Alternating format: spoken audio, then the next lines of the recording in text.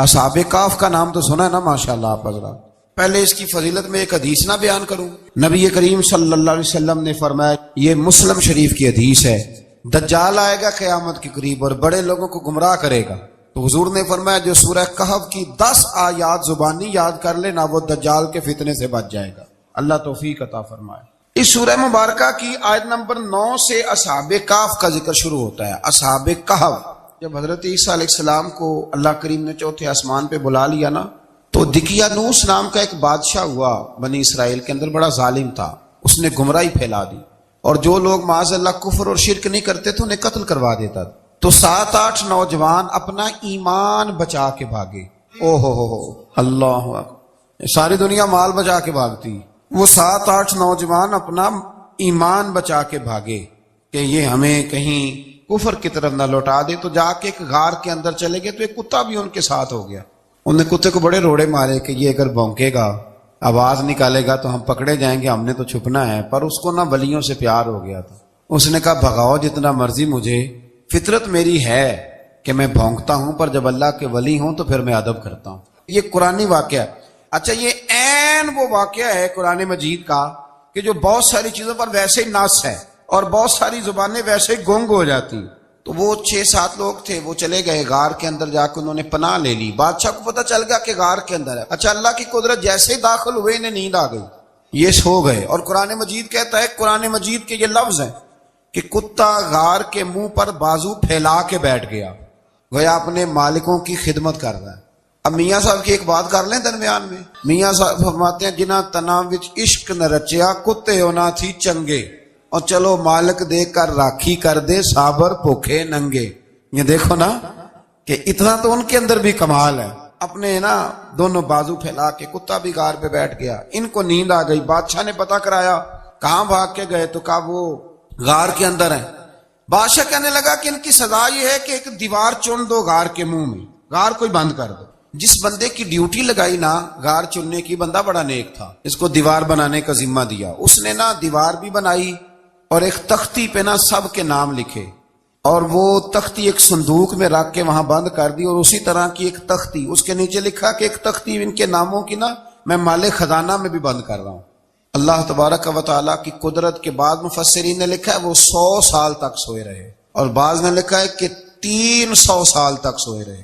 300 سال کے بعد اس طرح ہوا کہ حکومتیں بدل گئیں. بیدروس نام کا ایک بادشاہ آ گیا، وہ بڑا نیک دل تھا. اس نے ہر طرف حضرت عیسیٰ علیہ السلام کی شریعت کا پھر سے نعرہ بلند کیا. اب نا کچھ لوگ ایسے تھے جو منکر ہو گئے تھے کہ مرنے کے بعد دوبارہ کیسے اٹھیں گے. بادشاہ ایک دن حجرے میں گیا، جا کے دعا مانگی، یا اللہ کوئی ایسی بات دکھا جس سے لوگوں کا ایمان پکا ہو جائے. اس طرح کے بھی بادشاہ ہوا کرتے تھے. تو رب کریم نے کہا میں نے تو پہلے ایک راز چھپا کے رکھا ہوا ہے، کھول دیتے ہیں. اس نے دعا مانگی، اور ادھر کیا معاملہ ہوا، ایک چرواہا بکریاں چرانے والا وہاں سے گزرا. اس نے سوچا یہ دیوار ہے، اگر اس کا منہ کھول لوں نا کبھی تو میری بکریاں یہاں تھوڑا سا دھوپ کے اندر سستا لیا کریں گی. اس چرواہے نے کیا کیا کہ اس نے وہ دیوار گرائی تاکہ میری بکریاں اندر جایا کریں. وہ دیوار گرائی تو اس نے اندر 6-7 لوگ سوئے ہوئے دیکھے، اور کتا بھی سویا ہوا دیکھا. اللہ تبارک و تعالیٰ اپنی قدرت سے، اپنے فضل سے ان کی کروٹیں بھی بدلتا رہا. اپنی قدرت سے ایک طرف انسان پڑا رہے نا تو اعضاء گل جاتے ہیں، ان کی کروٹیں بھی بدلی جاتی، مناسب روشنی بھی دی جاتی، حرارت بھی. اس نے دیوار گرائی تو ان کی آنکھ کھل گئی.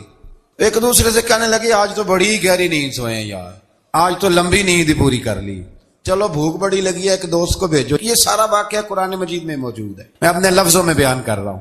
جاؤ ایک دوست کو بھیجو بازار سے نا کھانا لے آئے. پیسے وہی 300 سال پرانی کرنسی.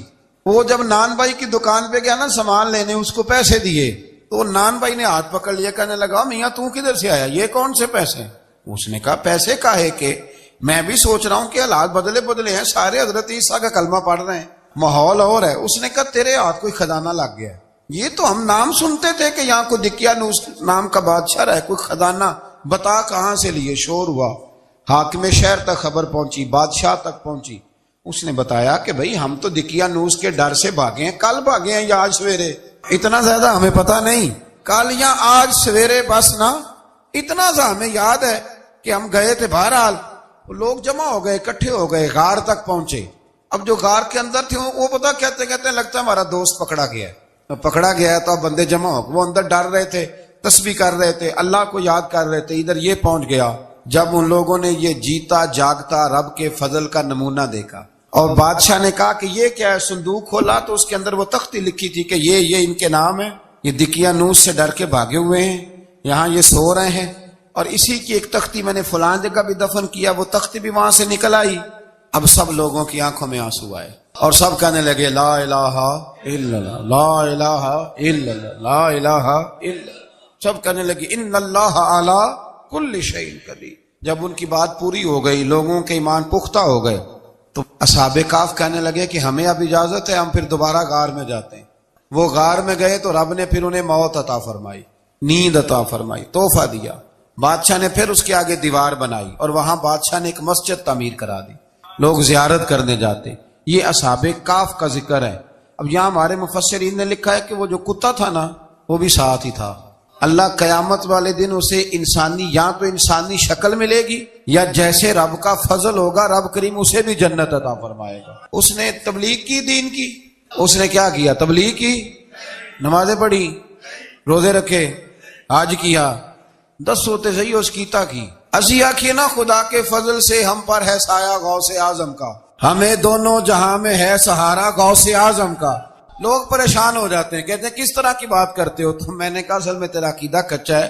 وہاں تو کتا چلا جائے ولی کے پاس تو رب اسے جنت دے دیتا ہے، تو جھیکتا جاتا مومن جائے تو اللہ کیوں فضل نہیں فرماتا؟ اس سے آگے نا پھر آیت نمبر 32 ہے، اس میں اللہ تبارک و تعالیٰ نے 2 لوگوں کا واقعہ بیان کیا ہے۔ فرمایا ایک شخص کے انگوروں کے باغات تھے اور چاروں طرف سے انہیں کھجوروں کے درختوں نے گھیر رکھا تھا، اور درمیان میں کھیتی بھی تھی، اور بیچ میں دریا بھی بہہ رہا تھا، اور ان باغات نے بہت عمدہ فصل دی۔ ایک دن یہ شخص اپنے ساتھی سے کہنے لگا میرا مال اور افرادی قوت تم سے زیادہ ہے، مجھے یقین ہے کہ یہ باغ کبھی برباد نہیں ہوگا۔ اول تو مجھے قیامت کا یقین ہی نہیں معاذ اللہ، لیکن اگر قیامت آئی تو مجھے وہاں سے بھی بہتر مال ملے گا۔ اس کے دوسرے ساتھی نے کہا تو اپنی اصل کو بھول گیا ہے اور تو نے اپنے خالق کی ناشکری کی جو کہ وحدہ لا شریک ہے۔ اگر تم نے باغ میں داخل ہوتے وقت ماشاءاللہ لا قوت الا باللہ کہہ دیا ہوتا تو یہ تمہارے حق میں بہتر ہوتا۔ اگرچہ مال اور اولاد میں تم سے کم ہوں، لیکن میرا ایمان یہ ہے کہ اللہ تعالیٰ مجھے اس سے بہتر نعمت عطا کرے گا، اور آسمان سے کوئی آفت آئی اور تمہارا باغ تباہ و برباد ہو جائے گا، یا اگر اس کا پانی زمین میں دھس گیا تو پھر تم اسے تلاش نہ کر پاؤ گے۔ بالآخر اس شخص کا باغ برباد ہو گیا۔ وہ جو کہتا تھا نا مجھے یقین نہیں قیامت نہیں آئے گی، اس کا باغ ہی، اور وہ کف افسوس ملتے ہوئے کہنے لگا کاش میں نے شرک نہ کیا ہوتا، لیکن پھر اس کا کوئی نہ مددگار تھا اور نہ حمایتی۔ آیت نمبر 45 میں اللہ تعالیٰ نے دنیا کی زندگی کی ناپائیداری کو ایک مثال سے بیان فرمایا کہ آسمان سے بارش نازل ہوئی، گھنا سبزہ نکلا، پھر وہ سوکھ کر چورا چورا ہو گیا، جسے ہوا اڑا کے لے گئی۔ مال اور بیٹے تو محض جیتی دنیا کا سنگار ہے، جب تک تم زندہ ہو تب تک مال بھی ہیں اور بیٹے بھی ہیں۔ والباقیات الصالحات، اگر کچھ ہے باقی رہے گی تو تمہارے اچھے اعمال باقی رہیں گے، اور اگر اولاد نیک ہوئی تو وہ بھی باقیات الصالحات میں شامل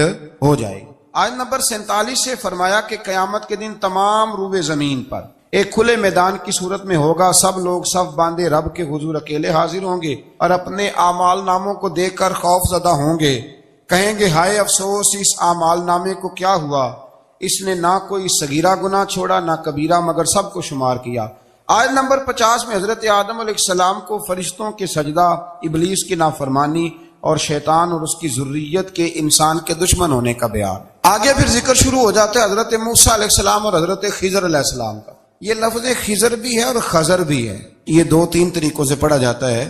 حضرت خضر کے بارے میں مختلف روایات ہیں کہ یہ ولی ہیں کہ نبی ہیں، لیکن مضبوط رائے اکثر بزرگوں کی یہی ہے کہ یہ بھی اللہ کے نبی ہیں، اور بعض نے لکھا ہے یہ ہمیشہ سے زندہ ہیں۔ یہ 2 اللہ کے نبی حضرت الیاس علیہ السلام اور حضرت خضر علیہ السلام، یہ دونوں ہر سال حج میں بھی جاتے ہیں، کیونکہ ایک روایت ملتی ہے کہ محبوب کریم علیہ السلام حج پہ گئے تو فرمایا میں الیاس اور خضر کو پہاڑوں سے اترتے ہوئے دیکھ رہا ہوں۔ تو جن کو اللہ نے کھلی آنکھیں دی ہوتی ہیں پھر انہیں زیارت بھی ہوتی ہے، انہیں یہ نظر بھی آتے ہیں۔ حضرت خضر علیہ السلام کو اللہ نے علم لدنی عطا فرمایا۔ یہ علم لدنی اللہ جس کو اپنے پاس سے عطا کر دے اس کو علم لدنی کہتے ہیں۔ حضرت موسیٰ علیہ السلام ایک دن تقریر کرتے ہوئے کسی نے پوچھا کہ آپ سب سے بڑے عالم ہیں، فرمایا الحمدللہ تو اللہ کریم نے فرمایا نہیں ہے موسیٰ کلیم آپ سے بڑے بڑے بھی ہیں، ہمارے ہاں مسئلہ ہے پا نہ پڑی. اور لوگ مناظرہ کرنے آتے ہیں، کئی دفعہ لوگ نا مسئلہ بتاتے ہیں تو میں کہتا ہوں جناب آپ نے بتا دیا کہ اب آپ نے حکم کرنا ہے. کبھی کبھی کچھ لوگ ایسی باتیں کرتے ہیں وہ جی آپ ایک بندے کا نام لیتے ہیں ذکر کرتے ہیں، تو میں نے کہا چلو ہم نے بھی کہیں کچھ پڑھا ہی ہوگا نا تبھی تو ذکر کرتے ہیں.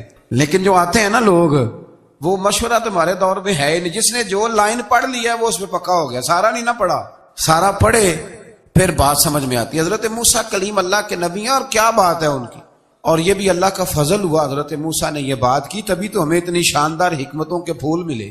یہ بھی حضرت موسیٰ کا ہی کمال ہے. تو حضرت موسیٰ نے کہا کہ اے اللہ وہ جو مجھ سے بڑا ہے عالم ہے وہ کہاں ملے گا جس سے میں حکمت کی بات سیکھوں. تو فرمایا جہاں مجمع البحرین ہے نا، دو دریا ملتے ہیں، وہاں وہ ملے گا. حضرت موسیٰ کلیم سے اللہ نے فرمایا کہ جاؤ جہاں دو دریا ملیں گے نا وہاں تمہیں وہ شخص ملے گا. تو یا اللہ میں کس طرح؟ فرمایا زادرہ ساتھ لے جاؤ، کھانے پینے کا سامان. حضرت موسیٰ کلیم لے گئے، مچھلی بھی لے گئے. فرمایا یہ مچھلی جہاں تمہارے برتن سے نکل کے دریا میں داخل ہو وہاں دریا میں شگاف پڑ جائے گا، وہاں وہ تمہیں شخص ملے گا. حضرت موسیٰ نے اپنے خادم حضرت یوشع بن نون علیہ السلام کو بھی ساتھ لیا. یہ بعد میں حضرت موسیٰ علیہ السلام کے جانشین ہوئے. یہ دونوں سفر پہ نکل گئے، ایک جگہ پہ پہنچے جہاں پہاڑ تھا، ساتھ دریا بھی تھا، اس کے نیچے آرام کرنے لگے. حضرت موسیٰ کلیم سو گئے تو یوشع بن نون علیہ السلام موجود تھے. مچھلی جھٹ سے نکلی، دریا میں داخل ہو گئی، وہاں راستہ بھی بن گیا. اب اٹھے حضرت موسیٰ کلیم، جب اٹھے تو فرمایا چلو چلیں. تھوڑا آگے جا کے فرمایا بھوک لگ رہی ہے، کھانا تو نکالو. انہیں یاد آیا، کہنے لگے حضور مچھلی تو دریا میں چلی گئی تھی. فرمایا تو نے بتایا نہیں، وہی تو ہماری منزل تھی جہاں مچھلی دریا میں گئی. پھر وہاں سے واپس آئے قدموں کے نشانوں پہ، وہاں پہنچے جہاں مچھلی گئی تھی. تو وہاں ایک شخص لیٹا ہوا تھا چادر لے کے. آپ نے سلام لی تو انہوں نے کہا وعلیکم السلام یا موسیٰ کلیم اللہ. تو آپ نے فرمایا آپ کون ہیں؟ فرمایا میں وہی ہوں جس کو آپ تلاش کر رہے ہیں. تو فرمایا آپ نے مجھے کیسے پہچانا؟ فرمایا جس رب نے تمہیں بھیجا ہے نا اس نے ہی مجھے بتایا ہے کہ موسیٰ آ رہے ہیں. اب حضرت خضر نے جو کچھ فرمایا وہ بڑا شاندار ہے. فرمایا موسیٰ کچھ باتیں ایسی ہیں جن کا آپ کو علم ہے اور مجھے نہیں، اور کچھ ایسی ہیں جن کا مجھے علم ہے اور آپ. اللہ اکبر، یہ کبھی ہماری سمجھ میں بات آ جائے، یہ کبھی سمجھ میں آ جائے. کچھ باتیں ایسی ہیں جس کا مجھے علم ہے اور یہ بڑے بڑے سیانے بندے نہیں مانتے. بڑے بڑے میں عالم ہوں جی، تو آپ عالم ہیں میاں ایک شعبے کے، لیکن بہت سارے دنیا میں شعبے ہیں نا. دین کے عالم کا درجہ سب سے بڑا ہے، لیکن قانونی مشاورت کرنی ہے تو آپ وکیل سے کریں گے. گاڑی کے بارے میں پوچھنا ہے تو کسی مکینک سے پوچھیں، لیکن آپ بن کے نہ بیٹھ جائیں. فرمایا جس کا آپ کو علم ہے مجھے نہیں، اور جس کا مجھے علم ہے ان میں سے آپ کو نہیں. تو کہا میں پھر آپ کے ساتھ رہنا چاہتا ہوں اور میں وہ سیکھنا چاہتا ہوں جو آپ بتا رہے ہیں. تو حضرت خضر فرمانے لگے صبر کر لیں گے میرے ساتھ، یہ سب سے مشکل کام ہے. یعنی ہر بات کی تو یہاں لوگوں کو وضاحت چاہیے. کھانسے بھی تو آپ کو بتانا پڑے گا کھانسے کیوں، ہنسے بھی تو آپ کو بتانا پڑے گا ہنسے کیوں. بے بزرگ ہیں، بزرگوں کی باتوں میں حکمتیں ہوتی ہیں، لیکن ہم حکمت کی طرف جانے کو تیار نہیں ہوتے. ہمیں تو فوری طور پہ جواب چاہیے، حل چاہیے. حضرت موسیٰ علیہ السلام جناب خضر کے ساتھ چلے. فرمایا صبر کروں گا، میں چلتا ہوں آپ کے ساتھ. دریا کے قریب گئے کشتی میں بیٹھنے کے لیے تو کشتی والوں نے حضرت خضر کو پہچان لیا، بغیر کرائے کے سوار کرایا. اور جب پار اترنے لگے تو حضرت خضر نے کشتی کا ایک تختہ ہی توڑ دیا. حضرت موسیٰ کہنے لگے یہ آپ نے کیا کیا؟ انہوں نے نیکی کی، آپ نے تختہ توڑ دیا. فرمایا آپ کو کہا تھا نا آپ نے صبر نہیں کرنا. فرمایا چلو میں صبر کروں گا. تھوڑا آگے گئے تو ایک نوجوان لڑکا، ابھی چھوٹی عمر ہے، وہ ملا. حضرت سیدنا خضر علیہ السلام نے اسے قتل ہی کر دیا. فرمانے لگے آپ نے قتل ہی کر دیا؟ ایک قرآن مجید ہے بھائی. میں کبھی کبھی سوچتا ہوں یہ ہم کسی درویش کی بات سناتے تو بندے اڑ جاتے. فتوے نکلتے کہ نہ نکلتے؟ میرا خیال ہے ہر مسجد سے نکلتے. اور فتوے ایک جتنے مسجد میں نمازی ہوتے سب کے ہاتھوں میں فتوے ہوتے. قتل کر دیا، قتل ہی ہو گیا بندہ. تو حضرت سیدنا موسیٰ علیہ السلام فرمانے لگے آپ نے قتل ہی کر دیا. فرمایا میں نے کہا تھا نا آپ نے صبر نہیں کرنا. آپ فرمانے لگے چلو اگر اب میں بولا نا تو بے شک آپ مجھے علیحدہ کر دیجئے گا. حضرت موسیٰ کلیم اب بولا تو علیحدہ کر دے.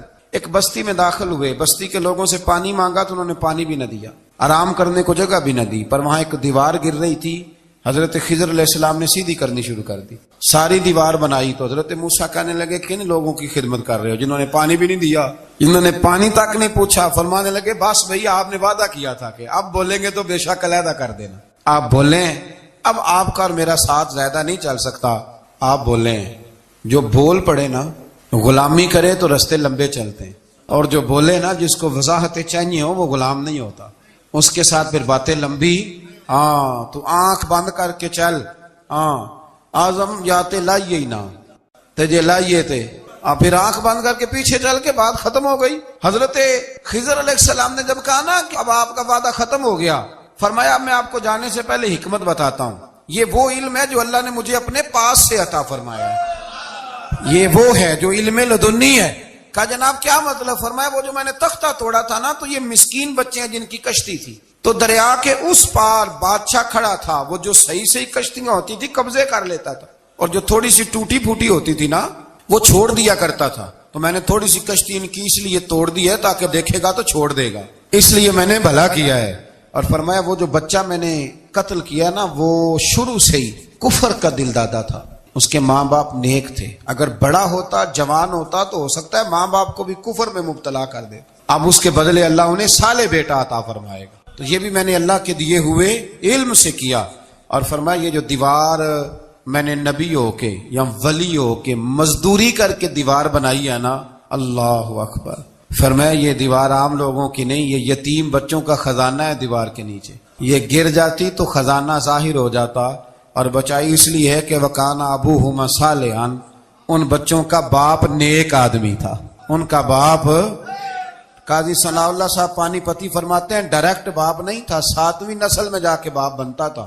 سن لیں یہ بھی بات، ایک بندہ نیک ہو تو اس کی 7 نسلوں تک رب خزانوں کی بھی حفاظت فرماتا ہے۔ اب آپ اندازہ فرمائیں کہ بات کتنی دور تک جاتی ہے۔ بزرگوں کی باتوں میں نا حکمتیں ہوتی ہیں، دانائیاں ہوتی ہیں۔ یہ طریقت کے جو لوگ ہوتے ہیں انہیں سبق یہ دیا جاتا ہے کہ آمنا و صدقنا، ماننا ہے اور تصدیق کرنی۔ ہمارا معاملہ یہ ہے کہ یہاں وضاحت دینی پڑتی، وہ جی وہاں کیا ہوا تھا، وہ جو گاڑی آپ کے پاس ہے تو وہ کہاں سے آئی، تو وہ جو کل آپ نیا جوڑا پہن کے آئے تھے تو وہ کدھر سے آیا۔ تو جو لوگ وضاحتیں مانگتے ہیں وہ اپنے نہیں ہوتے، ان کا غلامی کا رشتہ نہیں ہوتا۔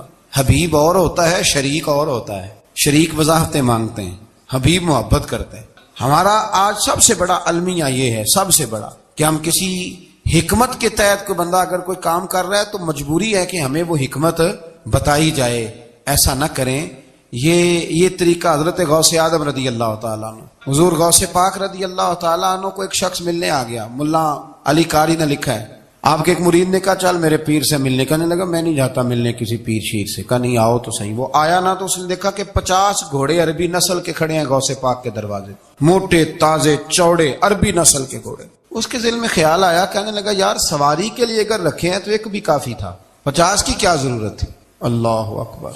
اب واقعی 50 کھڑے تھے، مرید کے پاس جواب ہی کوئی نہیں تھا، کہنے لگا یار پتہ مجھے بھی کوئی نہیں، لیکن حضرت صاحب نے رکھے ہیں تو حکمت ضرور کوئی ہوگی۔ اللہ اکبر۔ وہ چلے گئے واپس، وہ روز تنقید کرتا، کیسا تیرا پیر ہے 50 گھوڑے رکھے ہوئے، کیسے تیرا پیر ہے 50 گھوڑے رکھے ہوئے۔ کچھ دن گزرے تو ملا علی قاری کہتے ہیں وہ اعتراض کرنے والے کے پیٹ میں کوئی تکلیف ہوئی، بغداد کے سب سے بڑے طبیب کے پاس گیا، اس نے کہا تیرا تو جگر تباہ ہو گیا ہے، عربی نسل کا ایک گھوڑا چاہیے، اس کو ذبح کریں گے، اس کا جگر نکالیں گے، اس کی دوائی بنا کے تجھے کھلائیں گے، اور 50 گھوڑے ہوں گے تو بچے گا۔ اب پریشان ہو گیا، کہنے لگا گھوڑے ہیں تو صحیح، پر جو میں حال کر رہا ہوں گا گھوڑے تو نہیں ملیں گے، میرا تو جوتوں والا کام ہے، وہ شاید مل جائیں۔ لیکن جب انسان مرنے لگتا ہے تو پھر اس کو ڈوبتے کو تنکے کا سہارا۔ اپنے دوست کے پاس گیا، کہنے لگا چل تیرے پیر کے پاس چلے۔ اس نے کہا تجھے نہیں لے کے جانا، تو تنقید کرتا ہے، کہتا ہے ایک دفعہ چاہیے کیا، کہا گھوڑے، کہنے لگا تیرے لیے رکھے ہیں کوئی، جا دوڑ جا، میرے حضرت صاحب کی ضرورت کیا ہے۔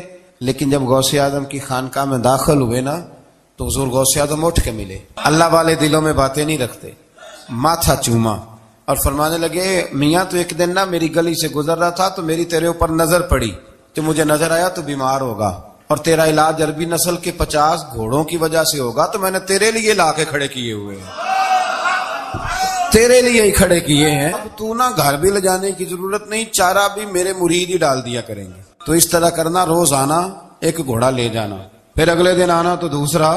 وہ خدا کے بندے تیرے لیے رکھے تھے، تو تنقید کر رہا ہے۔ اللہ کے بندے پردہ پوش ہوتے ہیں، ہاں شرط یہ ہے کہ وہ بندہ صالح ہو، دیندار ہو، وہ والا پیر نہ ہو جو نماز بھی نہ پڑھے اور گھوڑے 15 رکھے ہوئے ہوں اس نے، وہ والا معاملہ نہ ہو۔ تو میرے عزیز یہ یاد رکھیں کہ اللہ تبارک و تعالیٰ کا بندہ جب آپ کا روحانی علاج کرتا ہے نا، روحانی علاج سے مطلب جادو ٹونے کا علاج نہیں، روحانی علاج وہ ہوتا ہے کہ میرے گناہوں کا علاج ہو جائے، حسد بغض کینہ عداوت یہ نکل جائے، تو وہ کچھ ایسے نسخے بتاتا ہے جو سمجھ میں مرید کی نہیں آتے لیکن وہ ضروری ہوتے ہیں۔ انہی نسخوں کو استعمال کرنے سے انسان کا فائدہ ہوتا ہے۔ جی کرنے والے لوگ ہمیشہ کامیاب رہتے ہیں، وہ ماں باپ کے آگے کریں، استاد کے آگے کریں، شیخ کے آگے کریں۔ اور جن کو وضاحتوں کی ضرورت ہوتی ہے، ہاں ایک شرعی بات ضرور ہے، وہ ضرور سن لیں۔ اگر آپ کو کہیں کچھ شرعی قباحت نظر آئے جو قرآن و سنت سے ٹکراتی ہو تو وہ آپ پر فرض ہے، آپ اپنے مرشد سے پوچھیں۔ کتنی بڑی بات کر رہا ہوں، یعنی جو چیز قرآن و سنت سے ٹکرا رہی ہو اس کی وضاحت طلب کرنا ضروری ہوتا ہے، اور جو دین سے نہ ٹکرائے اس پر آپ وضاحتیں پوچھتے ہیں تو پھر اس کا مطلب ہے کہ آپ علاج کرانے میں سنجیدہ نہیں ہیں۔ اللہ تعالیٰ قرآن مجید کو سمجھنے کی توفیق۔